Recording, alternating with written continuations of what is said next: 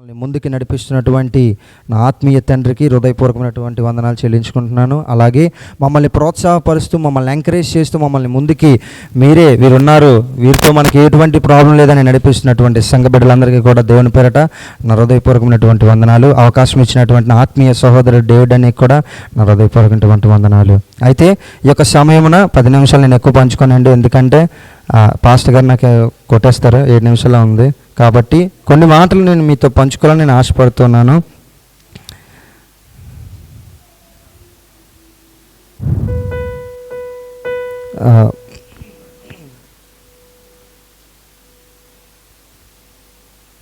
మీ అందరికీ తెలిసినటువంటి ఒక విషయమే, మీ అందరూ కూడా తెలిసి ఏంటో ఈరోజు పాస్టర్స్ డే కాబట్టి మనందరం కూడా పాస్టర్ గారికి పాస్టర్స్ డే శుభాకాంక్షలు అందరి తరపున తెలియజేస్తున్నాను. ఆత్మీయ తండ్రికి ఎందుకు ఈ విషయాన్ని చెప్తున్నానంటే, మదర్స్ డే విన్నారు, టీచర్స్ డే విన్నారు, ఫాదర్స్ డే విన్నారు, లవర్స్ డే విన్నారు, ఆఖరికి డిసెంబర్ 1వ తారీఖు వచ్చినటువంటి ఆ డే కూడా విన్నారు. కానీ వాటన్నిటికన్నా ప్రాముఖ్యమైనది పాస్టర్స్ డే. నవ్వుతూ సంతోషంగా ఈ విషయాన్ని నేను ఎందుకు చెప్తున్నానంటే, తన వెనకాల ఉన్నటువంటి బాధ మనము ఊహించినటువంటిది. ఉదయమున వేకువజామున ఒక సహోదరి పెట్టింది ఒక పోస్ట్ మన గ్రూపులో, సేవకులు ఇక్కడ నించొని ప్రసంగం చేస్తుంటే, ఆయన నవ్వుతూ ప్రసంగం చేస్తుంటే వెనకాల ఏమున్నాయండి, అనేకమైన కత్తులు. అది సరిపోద్ది, ఇంకా నేను వర్ణించాల్సిన అవసరం లేదు. ఎందుకని ఈ విషయాన్ని తెలియజేస్తున్నానంటే, ప్రతిదానికి కూడా ఏదైతే ప్రత్యేకమైన దినం ఉందో దాన్ని అందరూ కూడా ఏం చేస్తారండి, సెలబ్రేట్ చేసుకుంటారు. ఎందుకు ఈ విషయాన్ని తెలియజేస్తున్నారంటే, సేవకుని బట్టి మనం సెలబ్రేట్ చేసుకుంటే, ఆత్మీయంగా మనం ఒకసారి ఆలోచించినట్లయితే దేవుని బట్టి మనం ఏం చేయాలి, సెలబ్రేట్ చేసుకోవాలి. ఎందుకు ఈ విషయాన్ని తెలియజేస్తున్నట్టు, యోహాను సువార్తలోని 13వ అధ్యాయంలో ఒక అద్భుతమైనటువంటి మాట 1 నుంచి 13 వచనాలు 31 వచనాలు మనం చూసినట్లయితే, యేసు ప్రభువారు తన శిష్యులను ఏకాంతముగా కూర్చోబెట్టి వాళ్ళ శిష్యులతో, యేసు ప్రభువారు నేను తండ్రి యొద్ద నుంచి ఇక్కడికి వచ్చాను, తిరిగి నేను తండ్రి యొద్దకి మళ్ళీ వెళ్ళిపోతూ ఉన్నాను, కాబట్టి ఈ కార్యం నేను ఒకటి చెయ్యవలసి ఉంది అని చెప్పి తన ఆత్మీయ సహోదరులతో, అనగా అక్కడున్నటువంటి అపోస్తులను పిలువబడుతున్నటువంటి 12 కూర్చొని ఒక కార్యమును చేస్తారు. ఆ కార్యం ఏంటంటే, తన భుజముల ఒక గుడ్డ వేసుకొని చేతులతో తన పాత్రని ఎత్తుకొని ప్రతి దగ్గర, అంటే పేతురు దగ్గరికి, జబదయి కుమారులైనటువంటి యోహాను యాకోబుల దగ్గరికి, ఆంద్రేయుల దగ్గరికి, ఫిలిప్పు దగ్గర, ప్రతి ఒక్కరి దగ్గరికి వెళ్ళి యేసు ప్రభువు ఏం చేస్తారండి, పాదాలు కడుగుతారు. ఇది నేను చేస్తున్నది మీరు ఇతరులకు చేసేవారుగా ఉండాలని ఆ రోజు యేసు ప్రభువు చెప్పినటువంటి మాట ఈరోజు అనేక మంది దైవజనులతో పాటు నా ఆత్మీయ తండ్రి కూడా ఈరోజు అదే పరిచర్యలో తగ్గింపు జీవితాన్ని కలిగి ఉన్నారు. ఆమేన్, హల్లెలూయా. అటువంటి వారిని మనము అంటే మనము అటువంటి వారిని గౌరవించటం, అటువంటి వారిని మనము ప్రేమపూర్వకంగా ఆహ్వానించటం అనేది ఎంతో ధన్యత కదండి. ఒక విషయంలో చూడండి, టీచర్స్ డే జరుపుకున్నటువంటి వారు, టీచర్స్ లేకుండా స్టూడెంట్స్ విద్య నేర్చుకోగలరా? లేదు. ఒక ఫ్లైట్ నడిపిస్తున్నటువంటి ఆ ఫ్లైట్ డ్రైవర్ లేకుండా ఫ్లైట్ వెళ్ళగలరా? లేదు. ఒక ఏదైతే సంఘాన్ని నడిపిస్తున్నటువంటి సంఘ కాపరి లేకుండా సంఘం ఉండగలదా? ఉండదు. ఎందుకంటే వారు ఉంటేనే మనము ఉండగలము. ఇది ఎవరు సెలవిచ్చారంటే, ప్రభు అయిన యేసుక్రీస్తు అన్నిటికీ వెళ్ళి సువార్తను ప్రకటించమని చెప్పినటువంటి నా తండ్రి అయిన దేవుడు, అభిషేకించబడినటువంటి నా ఆత్మీయ తండ్రి ద్వారా ఈరోజు 2 సంఘములుగా అభివృద్ధి చెందింది. ఆమేన్, హల్లెలూయా. ఇది ఎంతో ప్రయాసతో కూడుకున్నటువంటి పరిచర్య. ఎంతో మంది దైవజనులు తిండి తిప్పలు మానేసి, కుటుంబాన్ని వదిలేసి చెప్తూ ఉంటారు కదండి మన ఆత్మీయ తండ్రి, నా లిచ్చిని చేతితో పట్టుకొని కిమ్ము కడుపులో, నీ పాస్టర్ గారు కడుపులో ఉన్నప్పుడు మేము బస్సు ఎక్కి ప్రయాణం చేస్తాం. దేని కొరకంటే, దేవుని పరిచర్య కొరకు. అటువంటి వారు ఉండటం మనకి ఆశీర్వాదకరం. చూడండి, సామెతల గ్రంథం 11వ అధ్యాయం 14వ వచనం ఒక మాటను సెలవిస్తారు, నాయకులు లేని జనులు చెడిపోవద్దు, ఆలోచన కర్తలు అనేకులు ఉండటం మనకి ఏంటది, రక్షణకరము. వింటున్నారండి అందరూ?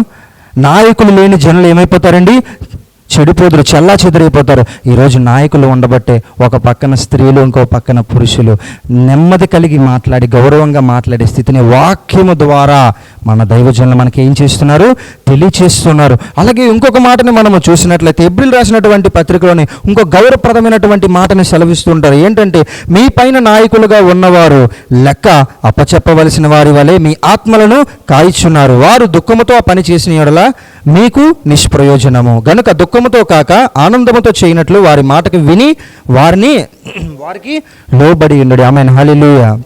మన పైన ఆత్మను కాయిచినటువంటి మన సేవకులకి మనం ఎలా ఉండాలండి? లోబడి ఉండాలి. ఈ రోజు వరకు ఎవరు కూడా ఎదురు తిరిగేవారుగా లేరు.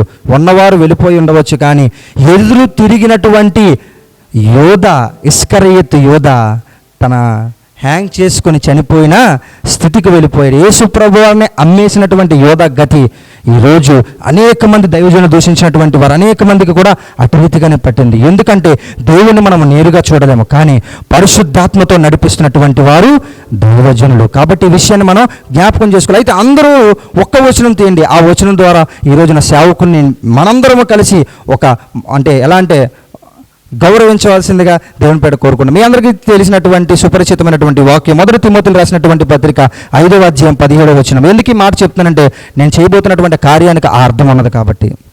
ఎవరైనా చదువుతారండి? 1 తిమోతి 5:17. జాగ్రత్తగా ఉన్నాడమ్మా.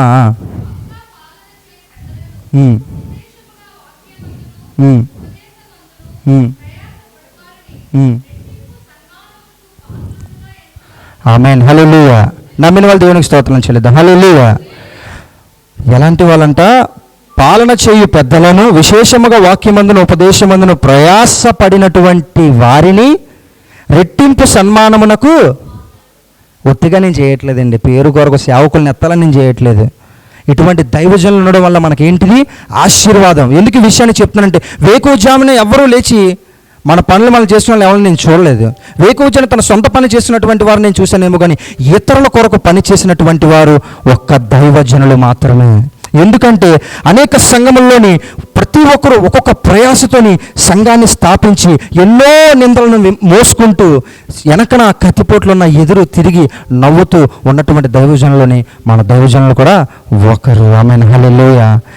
ఇంతకుముందు ఇక్కడ నించొని చెప్పినటువంటి రవణి ఏ స్థితిలోనైతే ఉన్నారు, దానికి కారణం ఎవరు? మన దైవజనులు.